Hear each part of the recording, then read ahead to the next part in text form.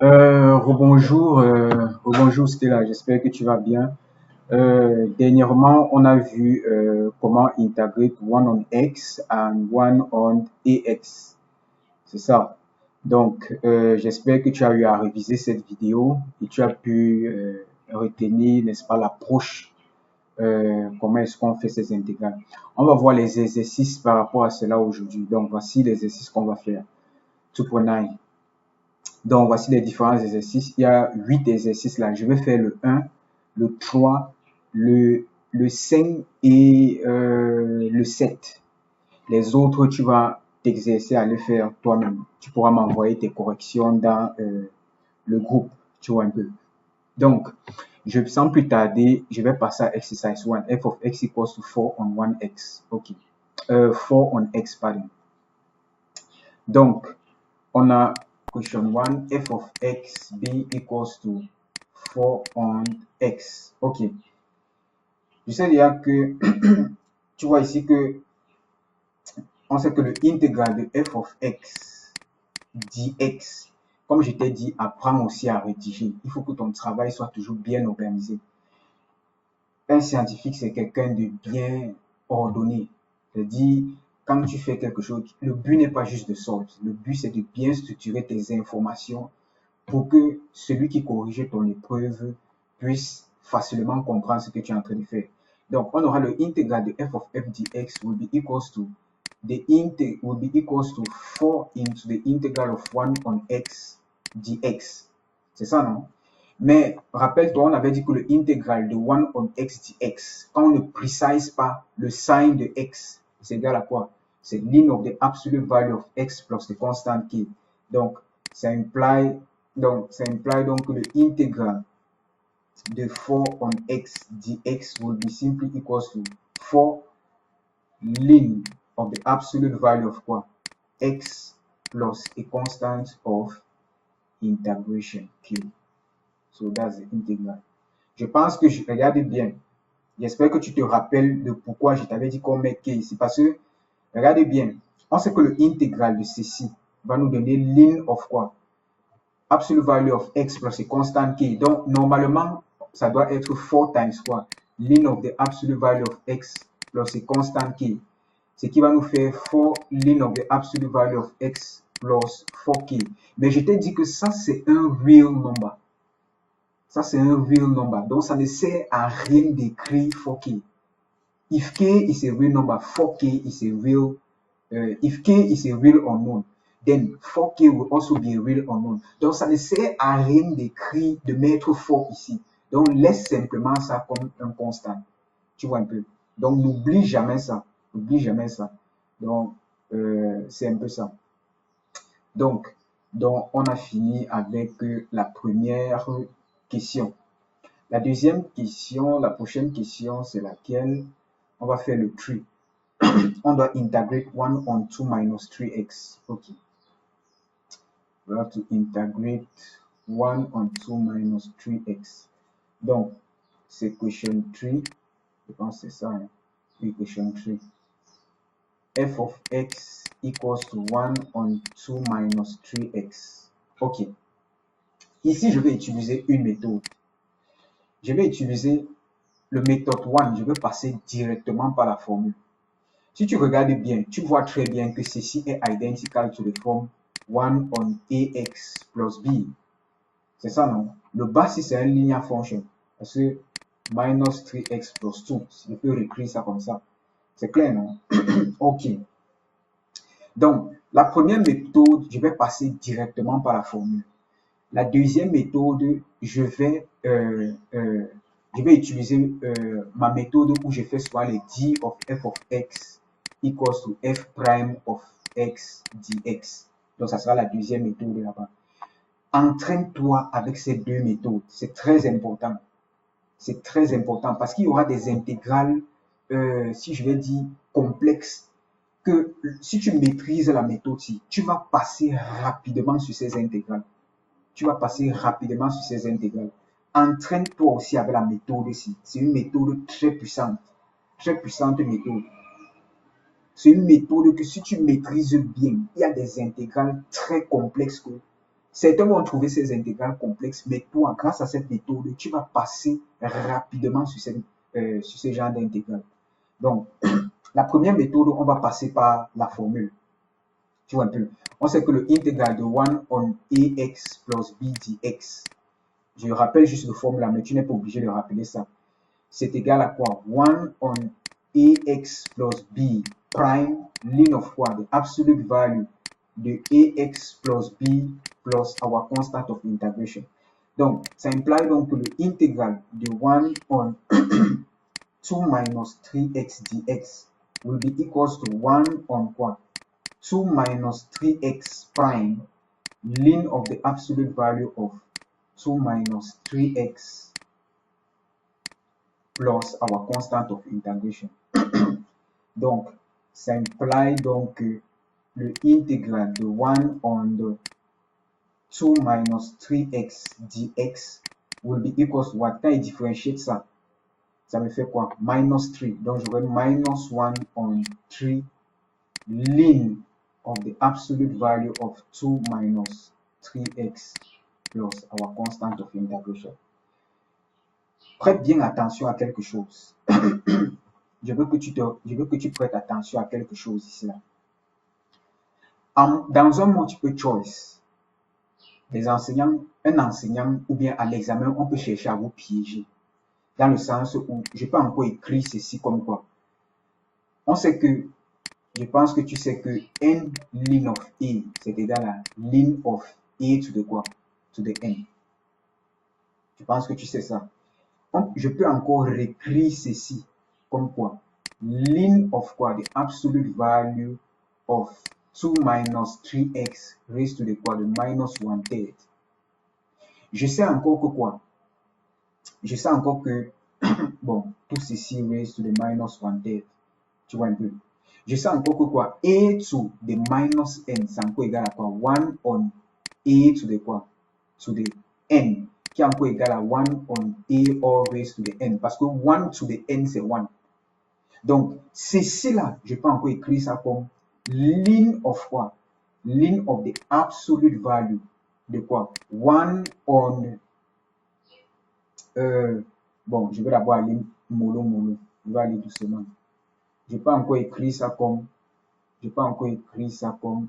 ln of quoi? 1 all over the absolute value de quoi? De 2 minus 3x raised to the quoi? To the 1/3.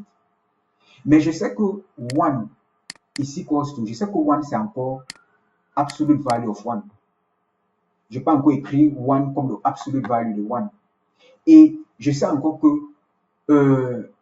1 raised to any power, c'est 1.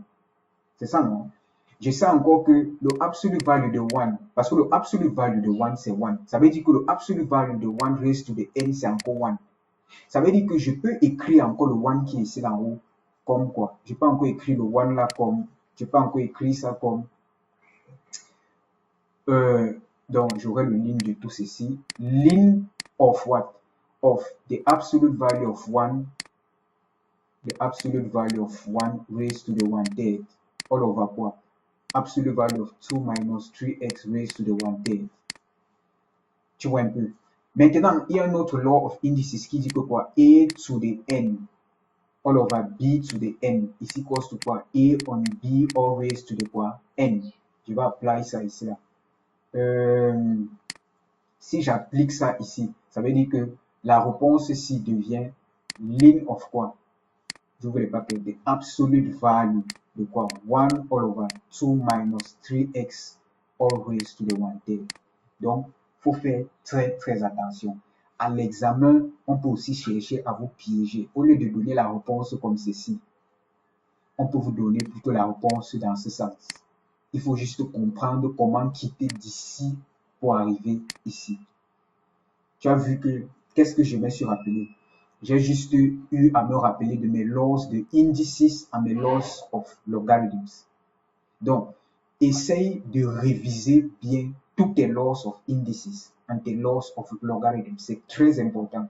C'est très important. Parce que dans un exercice, par exemple en multiple choice, on peut te donner ceci la réponse. On peut te mettre ça comme réponse. Mais si tu ne sais pas utiliser tes laws of indices en logarithme, tu ne pourras pas quitter d'ici pour arriver ici là. Tu vois un peu. Donc, c'est un peu ce que j'avais à dire à ajouter par rapport à cet exercice. Donc, on va voir le second méthode. Le second méthode. On va voir le second méthode. Second méthode. Donc, le first méthode, j'ai dit que le first méthode, on utilisait juste le formula. Donc, voici le answer qu'on a trouvé. On utilisait le formula. Le deuxième méthode, je vais utiliser l'approche que j'étais dit d'apprendre. L'approche, c'est d of f of x. J'aime souvent appeler la méthode ici le recognition method. Tu vois un peu. Donc, c'est juste un nom que je donne juste souvent. Donc, d of f of x est égal à quoi? F prime of x dx. Donc, on va utiliser l'approche ici. OK. Méthode 2. On doit intégrer f of x equals to 1 all over 2 minus 3x. C'est ça, non? OK. Je sais que le intégral de f of x dx, ça serait égal au intégral de 1 all over quoi? 2 minus 3x dx. OK. Regardez bien quelque chose ici, là. Regardez bien quelque chose. Si je différencie le bas ci, en utilisant le formula ci, si je différencie le bas ci, qu'est-ce que je vais trouver? Je vais trouver d of 2 minus 3x will be equals to quoi? Si je différencie ça, si je différencie le premier, si ça fait 0, 0 times dx, ça fait 0. Si je différencie ça, ça me fait minus 3 times x, donc ça va me faire, donc si je différencie ça, ça va me faire minus 3 dx. Ça là, ça c'est un truc que tu dois faire dans ton brouillon, tu vois un peu. Donc, si je différencie le bas ci, je me rends compte que je vais avoir minus 3 dx. Ça veut dire que quoi? Pour faire ressortir le minus 3 dx, il faut que je multiplie le intégral ici by quoi? By minus 3 all over minus 3. Ça veut dire que ceci sera encore égal à quoi? Minus 3 all over minus 3 intégral de quoi? Dx all over 2 minus 3x.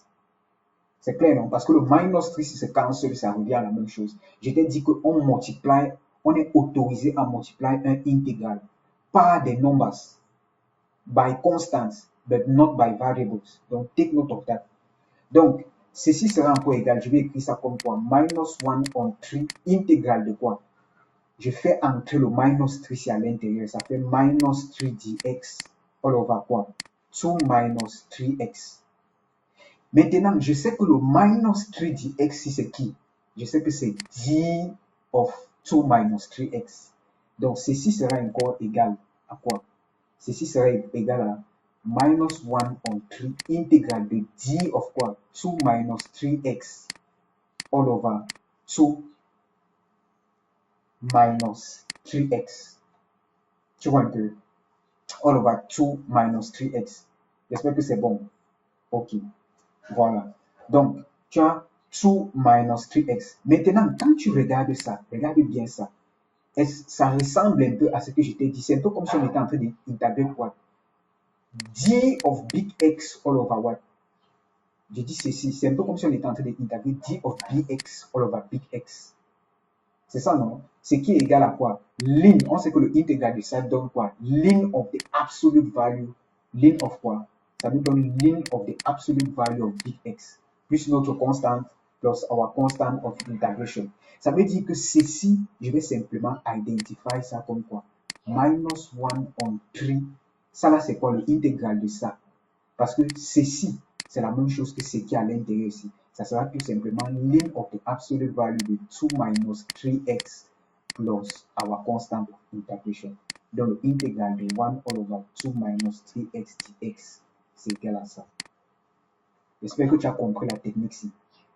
Ça là, ceci, c'est un truc que tu dois faire sur le brouillon. Je réexplique la méthode.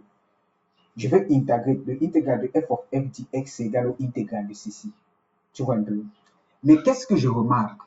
Je remarque que si je différencie ceci, je remarque qu'il y a un constant ici. Mais le constant ici, ce n'est pas le constant qui va résoudre for the differentiation de ceci. Donc, si je différencie ça, si je suis dans le brouillon, je différencie ça, je sais que ça me donne minus 3dx. Mais le problème, c'est que moi, j'ai 1 en haut ici. Ça veut dire que je ne peux pas encore bien faire entrer le gaz ici.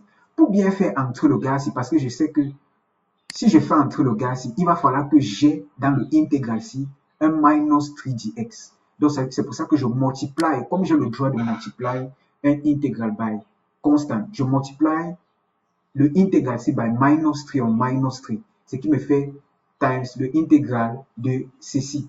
Parce que je sais que ceci peut se cancel out et ceci revient à ceci. Tu vois un peu. Maintenant, je fais entrer le minus 3 ici à l'intérieur parce que mon but, c'est de faire ressortir le gaz ici, le d de ceci, d du bas ici. Tu vois un peu. Donc, quand je fais entrer ça, j'ai mon minus 1 terre. Maintenant, je sais déjà que ceci, c'est lui ici là. Parce que j'ai à tester ça dans mon brouillon. C'est lui ici. C'est clair, non? J'ai à tester ça dans mon brouillon. Donc, je remplace tout simplement ceci by quoi? D of 2 minus 3x. Et maintenant, j'identifie facilement. Tu peux souvent, si tu veux, comment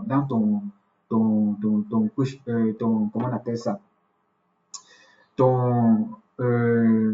Bon, je te conseille, tu vois un peu, tu peux ajouter ici la but. Donc, après le step ci, tu ajoutes but d of 2 minus 3x. Mais teste déjà d'abord ça dans ton brouillon. D of 2 minus 3x égale à quoi? Minus 3dx. Tu vois un peu. Pour que l'examinateur puisse comprendre comment tu es quitté d'ici à là. C'est vrai qu'il va comprendre, mais sois plus explicite. Donc, tu dis but 10 ici equals to 10. Ça veut dire que tu vas donc remplacer ceci par quoi? Ça. Tu vois un peu. Donc, voilà comment on utilise la méthode. Tu vois qu'on a le même résultat. Voilà comment on utilise la méthode ici pour trouver le genre d'intégrale ici. Apprends les deux méthodes. Cherche à maîtriser les deux méthodes. C'est très important. Cherche à maîtriser les deux méthodes parce que dans des vidéos, les prochaines vidéos, dans des intégrales, du moins ce qui vont paraître un peu complexes, je vais beaucoup utiliser cette méthode pour aller très vite. Je vais beaucoup utiliser cette méthode. C'est pour ça que je veux que non seulement tu maîtrises la formule pour comment intégrer ceci, mais maîtrise aussi la méthode ici. Parce que dans certains intégrales, je vais aller très vite en utilisant la méthode ici. Donc, c'était ce qu'il y avait à dire par rapport à cet exercice, le second méthode ici. Donc, on va voir le prochain exercice. Le prochain exercice, on va voir exercice 4. Oui, on va voir exercice 5, pardon.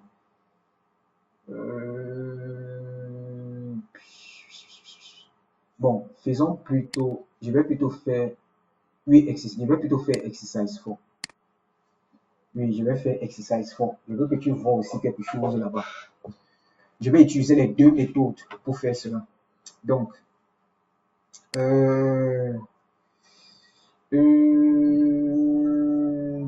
bon, je vais faire exercice 4. Je vais faire exercice 4 et exercice 5. Puis finir avec ceci. Donc, exercice 4, c'est le intégral de 3 on 1 plus 3x. Donc, indefinite x integral, exercise 4. On a f of x b equals to 3 all over 1 plus 3x. Ok.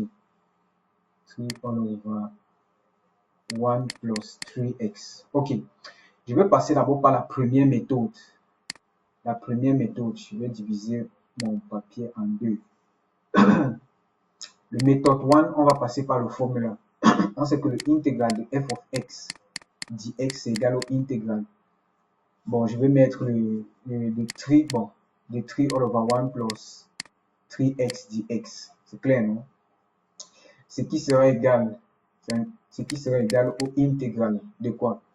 De 3 into the integral of 1 all over 1 plus 3x dx. C'est clair, non? On voit déjà que ceci, c'est ça ressemble à quoi? Ça ressemble à 1 all over quoi? Ax plus b. C'est ça, non? On va appliquer le formula donc. Donc, ceci sera égal à 3 into quoi? 3 times 1 all over quoi?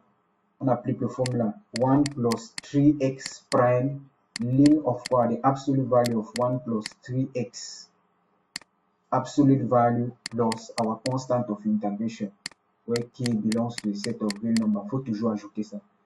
C'est très important de préciser cela. Donc, this will be equals to, quand tu differentiates le bas ci, ça te donne 3. Donc, 3 divided by le 3 ci, ça fait 1. Donc, ça implique que le intégral de 3 all over 1 plus 3x dx will be equals to ln of 1 plus absolute value of 1 plus 3x plus our constant of integration. Donc, voilà notre intégral. Je vais passer par la deuxième méthode. La deuxième méthode dans la technique de d of f of x equals to f prime of x dx. Ok. On va passer par la deuxième méthode. Je sais que le intégral de f of x dx will be the integral de quoi? 3 on 1 plus 3x dx. Ok. Qu'est-ce que tu remarques, Diam, ici là? C'est que si tu differentiates le bas ci,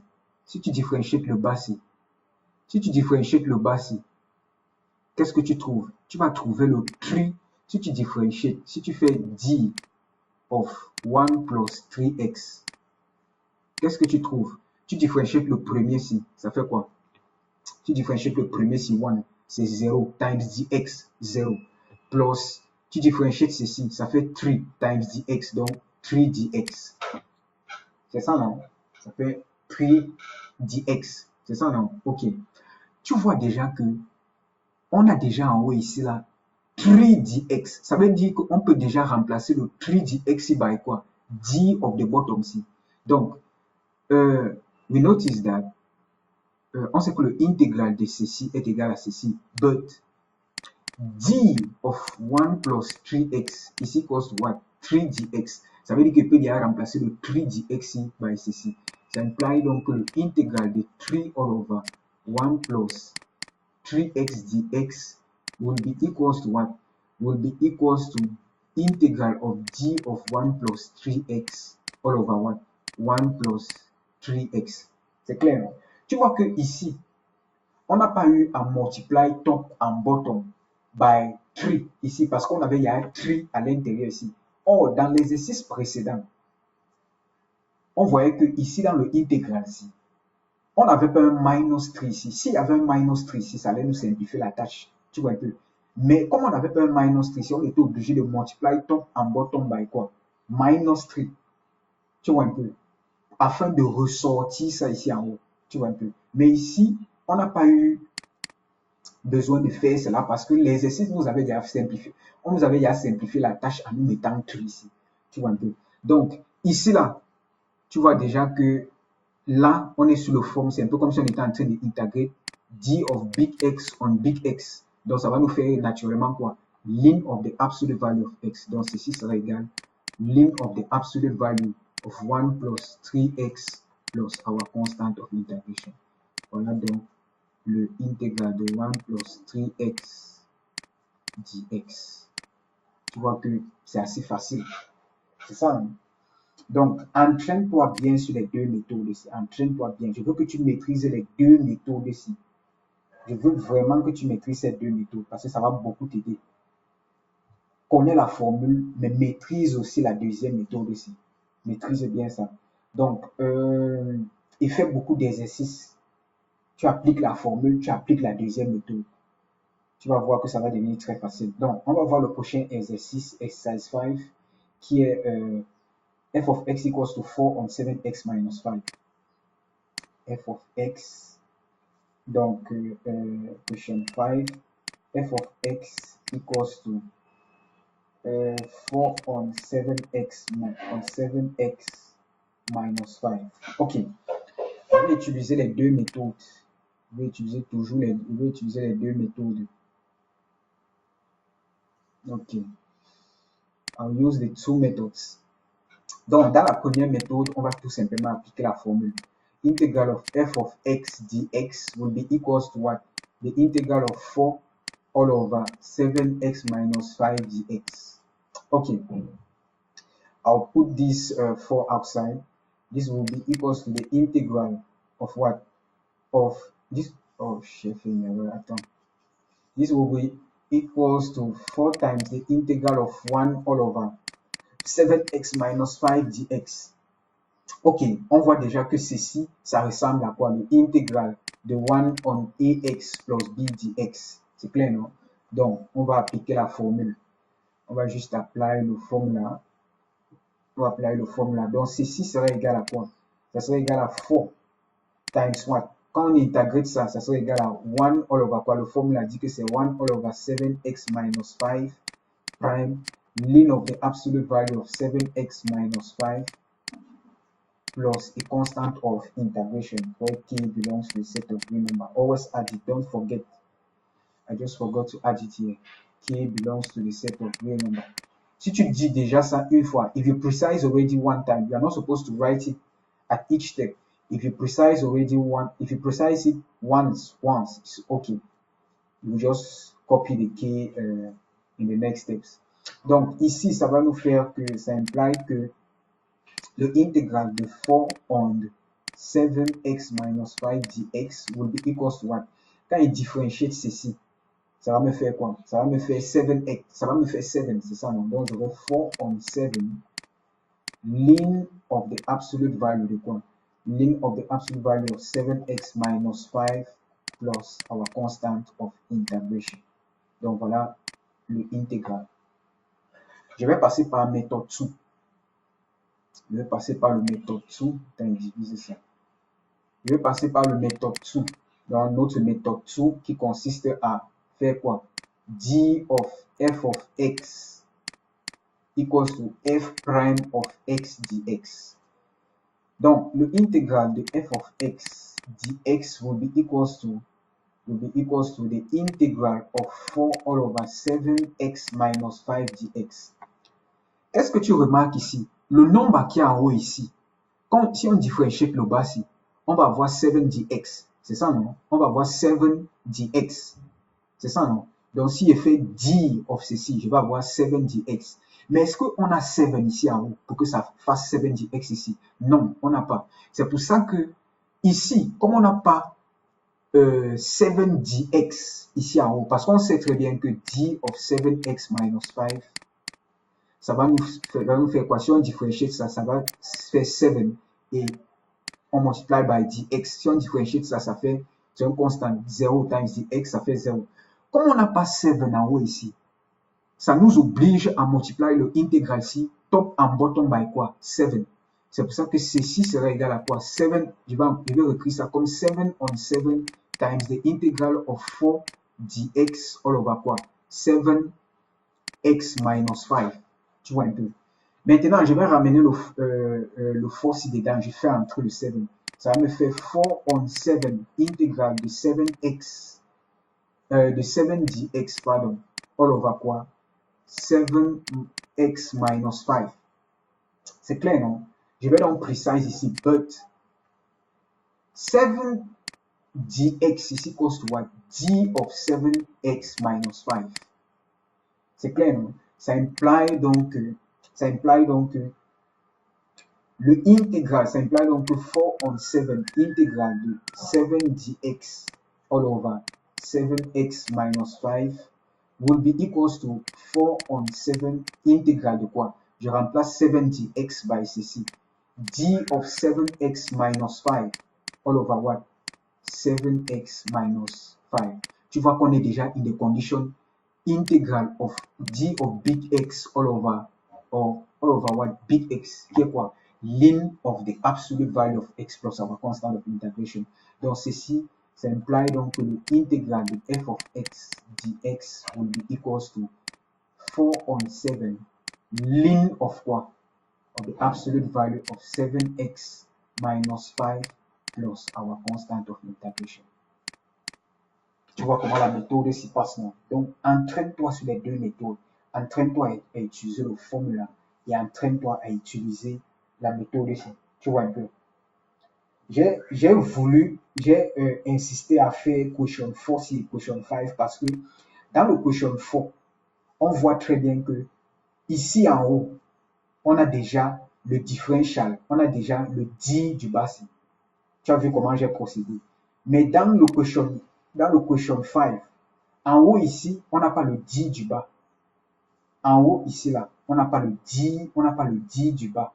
Tu as vu comment j'ai procédé. Donc, je multiplie top and bottom by le nombre qui va me faire ressortir le 10 du bas. Tu vois un peu. Donc, c'est un peu ça. Donc, entraîne-toi bien. Fais beaucoup d'exercices. Fais beaucoup d'exercices. Et ne regarde pas juste les vidéos. Quand tu regardes une vidéo, reprends l'exercice, refais l'exercice là sur des formats. Parce que quand tu écris, tu vois un peu, non, plus tu traites les exercices, le cerveau apprend plus vite. Tu vois un peu, ne reste pas juste là, tu regardes les vidéos. Tu vas te dire que tu comprends les choses, mais devant un exercice, tu peux t'embrouiller. Donc, essaye de refaire les exercices, Donc, on va voir le dernier exercice. Le dernier exercice, c'est exercise 7. Donc, on va faire exercise 7. Et le reste, tu vas faire toi-même. Tu pourras m'envoyer. Si tu rencontres des soucis, tu pourras m'envoyer, me poser des questions dans le groupe. Ok, on a le intégral de 1 on 2x if x is less than 0. Donc, c'est question combien là? Question 7. Donc, question 7, on a f of x being equals to 1 on 2x with x less than 0. On veut l'intégral de ça. Je sais que le intégral de f of x dx sera égal à quoi? Ou intégral de 1 on 2x dx. C'est clair, non? Je vais bring mon half dehors. Ça va me faire mon tout dehors. Ça va me faire half intégral de 1 on x dx. Ok. Rappelle-toi que j'avais dit ceci. Lorsqu'on ne pose aucun condition, lorsque tu dois intégrer 1 on x, when no condition is given on x, when no condition has been given on x, le intégral sera tout simplement ln of what? The absolute value of x plus our constant of integration. Mais regarde ici là, on a donné le condition on x. X is negative. Donc, since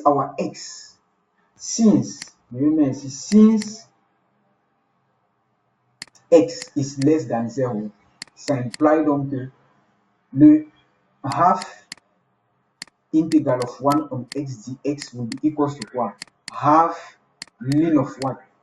Minus x plus our constant of integration.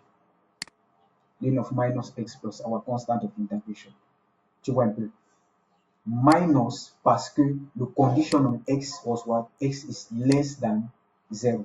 Donc, ça implique donc que le intégral de f of x dx will be equals to a half ln of minus x plus constant of integration. We precise ici k belongs to the set of real numbers. Donc, c'était tout pour cet exercice. Je vais préciser, je vais un peu essayer, je vais ajouter un dernier exercice ici.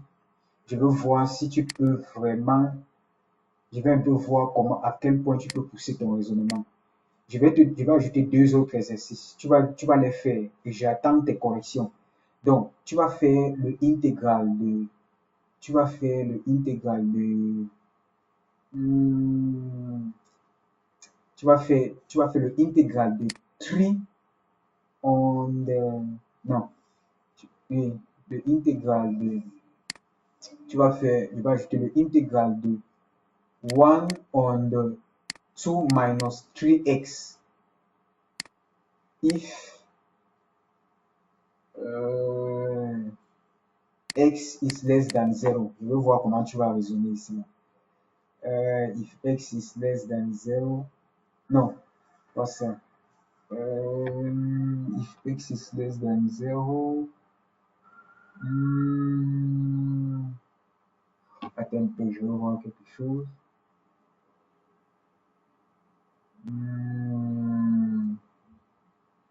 Oui, if x is less than 0, je veux voir comment tu vas faire ça. Et tu peux aussi faire le cas question 10 de 1 on 2 minus 3x. If x is greater than 0, et le last one, tu vas faire 1 on the 2 minus 3x if 2 minus 3x is less than 0. And bon, this last one, 1 on 2 minus 3x if 2 minus 3x is greater than 0. Okay, very interesting. Déjà, je vais t'expliquer comment tu vas procéder. Je vais juste te donner les hints. On va corriger ça dans la prochaine vidéo. Tu vois un peu, je ne veux pas que la vidéo s'y dure trop. Je vais déjà te donner les hints ici. Le hint ici, c'est quoi? Dès que tu vas intégrer ceci, ta réponse aura lim of the absolute value of x, of the absolute value of quelque chose. Peut-être ceci, tu vois un peu. On a déjà eu à intégrer ça, tu vois un peu. Maintenant, le truc ici, c'est quoi? Si on te donne le condition x, c'est pour que tu puisses savoir quel est le sign de ceci. Pour connaître le sign de ceci, tu vas devoir draw le table of signs. Tu vois un peu. Quand on dit x is less than 0, ça veut dire que le intervalle, c'est quoi? Minus infinity 0. Ça veut dire que tu vas study le sign of this function on the interval minus infinity 0. After deducing its sign, tu vas devoir enlever le absolute value. Est-ce qu'en enlevant le absolute value, ça va devenir minus 2 minus 3x ou bien est-ce que ça va rester 2 minus 3x? On va voir tout ça dans la prochaine vidéo. Donc, rendez-vous dans la prochaine vidéo où on va essayer de traiter les quatre derniers ici. Tu vois un peu, on va essayer de corriger ça. Donc, see you in the next video.